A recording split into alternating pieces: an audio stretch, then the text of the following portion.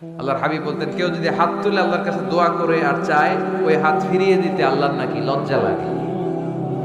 সুবহানাল্লাহ কইতে পারলেন না? আবার দোয়া যখন করবেন, আল্লাহর নামগুলো উচ্চারণ করে দোয়া করবেন। আল্লাহর অনেকগুলো সুন্দর নাম আছে না নাই? ইন্নালিল্লাহি 99 ইসমা, আল্লাহর রয়েছে 99টা সুন্দর সুন্দর নাম। এই নামগুলো যে মুখস্থ করবে, নামের হক যেই ব্যক্তি আদায় করবে, তারে জান্নাতের মালিক বানায় দিবে কে? দোয়া যখন করবেন, আল্লাহর আসমাউল্লাহিল হুসনা গুলো বলে বলে আল্লাহরে ডাকবেন। আল্লাহর একটা সুন্দর নাম আছে আর রহমান। কি নাম? মানে দয়ালু। রহমান মানে কি? দয়াময়, মেহেরবান। তিনি রহমান। এজন্য দোয়ার শুরুতে তারা ডাকেন, বলেন ইয়া রহমান।